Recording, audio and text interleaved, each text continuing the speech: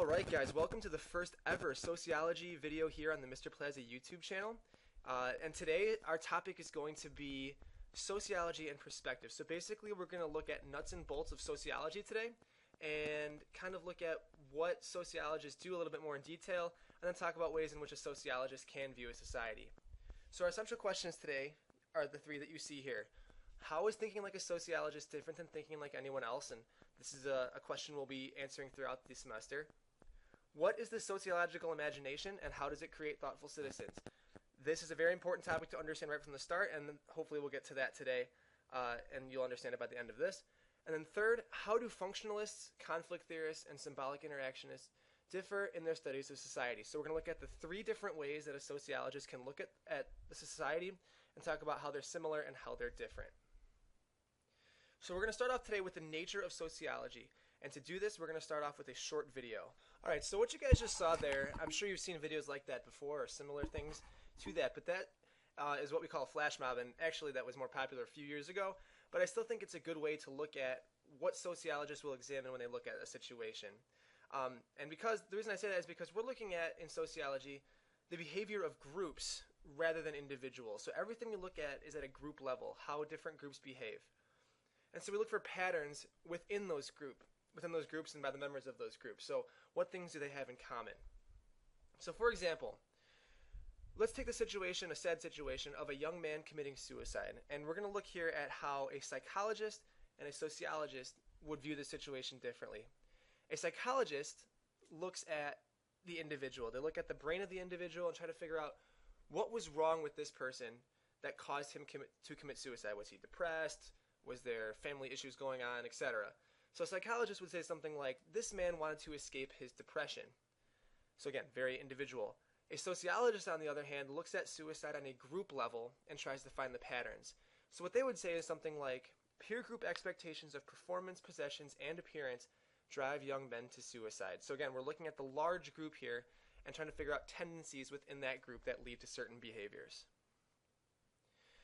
Along with that, people's behavior within a group setting cannot be predicted from a personal characteristic. Like you saw in that video, most of you guys are not going to go to a mall, a train station, a crowded area, and just start dancing around. Okay, that doesn't happen. I mean, if you do, no judgment from me, but it doesn't happen very often. Another good example I can think of here is riots. Okay, most people, even those that are involved in riots, they follow the law. They're law-abiding citizens. However, as a group, they start taking on a different behavior and start smashing cars and, lighting things on fire and things like that. They wouldn't do those things individually. They wouldn't go down the middle of a street and smash the window of a car necessarily. We can't predict that, but within a group, we never know. Also, we're going to look at something called conformity throughout this semester. And within our society, conformity is all over the place. But why? First, it's because we're taught to value a group's ways. We're taught that if you want to function in the society, these are the things you have to do. And the best example I can think of there is smoking to gain acceptance. Especially within teenage populations, smoking is one of those things that people do to gain acceptance from their peers.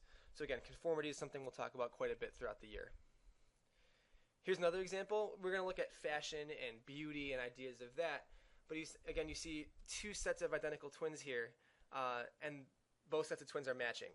All right, so again, looking at why this is considered funny and it's considered more normal, and other places might be considered kind of weird. Okay, a huge concept that you guys need to understand is called the sociological imagination. This term was coined by a man named C. Wright Mills, and you see his picture down on the top left, to describe how social context affects the lives of individuals. In other words, it's how someone's personal life is connected to society as a whole. So to give you kind of a textbook definition here, the sociological imagination is the ability to see the relationship between personal and societal events. So how the personal things you do relate to the societal things that are going on. People can connect problems or personal struggles with issues or societal problems. It's pretty important to understand the difference between those two. We kind of use those interchangeably, but really, problems are personal. Issues are societal. So an example of that is that if I lost my job, which I hope I don't, but if I lost my job, that's a personal problem that I lost my job. However, I can connect that to the societal issue of the rising unemployment rate or the bad economy. Okay, so the sociological imagination helps people to feel more connected and less alone in their problems and or successes.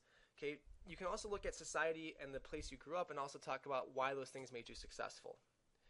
It helps us overall understand the effects of social events on daily life. So again, very key term here. It also challenges ideas that people assume are true. So again, we're trying to look past common sense that we've talked about quite a bit so far and look deeper into those problems. So there are two parts to the sociological imagination that we need to understand. The first, C. Wright Mills called history. These are the societal issues, the social norms and expectations that guide our behavior, and the social structures like schools, government, and businesses that guide our behavior as well. Again, these are the larger issues. Remember that issues are social concerns, whereas problems are more personal. The other part of the sociological imagination is biography, so the more personal aspect of it. So each individual's specific experiences also play a part in this.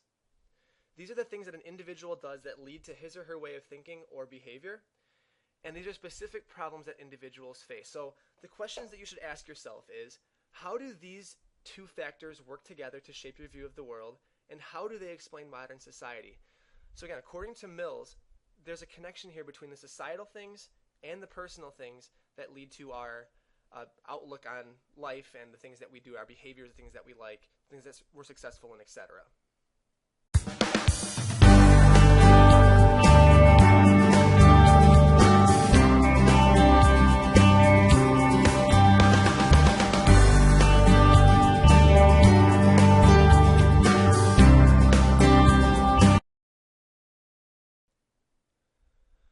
Okay, moving on to our next little section here. We're going to talk about 3 ways that sociologists look at any particular social situation and look at how they're similar or different. And we call these things perspectives. So I think it's important before we get into the actual perspectives themselves to identify what a theoretical perspective really is. So a perspective is a set of assumptions about society and how it works. Okay, we all have different assumptions, different views of different things. As you can see in that picture there on the right, they're all looking at the elephant, but they're all looking at different parts of the elephant. One guy's saying it's a fan, a spear, a snake, a tree, etc. It is viewed as true by its supporters, and it helps them organize their research. Now notice, none of these guys are wrong necessarily. They're just not looking at the whole picture. Okay? And that's what perspectives do. It provides us a different way of looking at the same issues. None of the 3 perspectives you're going to see are necessarily right or wrong. They're just different, and they give us a different viewpoint of any social situation.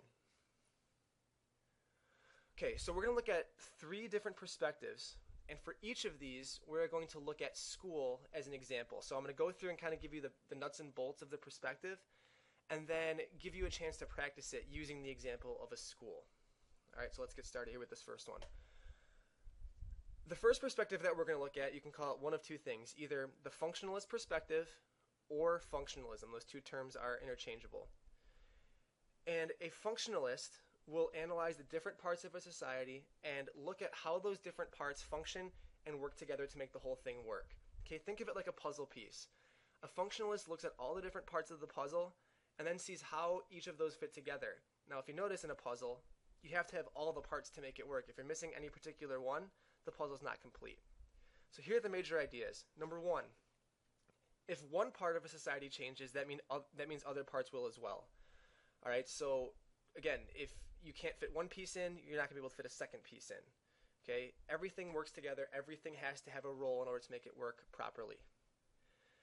Functionalists also believe that societies will return to a state of stability even after periods of unrest. So even after there's major changes in something, we find ways to make it all work together again and make society stable. And there are 3 types of functions that functionalists look at, and 3 types that I'm going to ask you to remember here. The first one is called manifest. Manifest functions are the intended purposes of a particular institution. Okay, so what that particular institution was designed to do. The second type of function is called a latent function. Latent functions are unintended, but they're not negative. Okay, so we always create things with a certain purpose, a certain manifest function, but there's always other things, latent functions, that arise as a result of it. And again, these are not negative, they're just unintended. The third type is a negative type of function, and it's called a dysfunction. It's unintended and negative. So despite some of the best intentions we have to make something a certain way, there's always dysfunctions that go with that. Okay, on the opposite side, there are some sociologists who subscribe to something called the conflict theory. And conflict theorists analyze the ways that different groups compete to promote their own interests. So again, this is the opposite of functionalism. Functionalism looks at how things work together. Conflict theorists look at how things compete with each other. And here are the major ideas. The first is that society constantly experiences inconsistency and struggle. That's everywhere. Right? There are constantly different groups, no matter where you are, that are fighting to promote their own interests. The second key idea involves three major terms here. The idea that those with the most power get the most prestige and constrain the less powerful. Okay, and here are the three definitions that you should understand for that. Power is your ability to carry out your will despite resistance. Okay, so your ability to basically control people. Prestige is the respect that you have from other people around you. And then constrain is to limit people. So in other words, there are some people who have power, there are some people who don't. And those who have the power and those who have the prestige can kind of boss around those with less power. Okay, the third and final theory that we're going to look at today is something called symbolic interactionism. And this theory focuses on small groups and situations. The other two we can kind of apply to large groups, even in entire societies. Symbolic interactionists focus solely on those small groups and small situations. So again, they analyze interactions within a given situation based on the symbols and the roles that are used in that particular situation. Okay, so we're going to give you a few definitions here.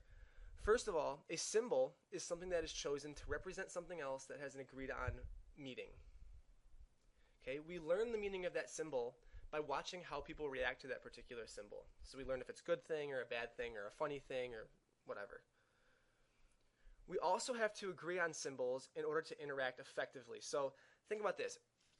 If you guys drive, or even if you've ridden in a car before, drivers on the road have to agree that a green light means go and a red light means stop. If we don't agree on that, our interactions are going to be dangerous, to say the least. Okay, so that's just one example. We have to agree on the different symbols to make it work. Okay, here's a very important part of symbolic interactionism, a very important term here. It's called dramaturgy, and it's the belief that we go through life like actors on a stage. That's actually a Shakespeare idea, but what that basically says is that in any given situation, at any given time, we are playing a role, okay, based on the situation that we're in, and we behave based on that role, okay? So for example, in the classroom setting, okay, I am the teacher. That's the role I'm taking on, and I act a certain way based on that. You guys are students. But if we go outside of the school setting, I take on a different role, okay? I'm a brother. I'm a son, okay? I'm a coach. Okay, we have different roles based on different situations. My favorite example of that, if you think about actors, okay? When actors are in a play, they act like actors.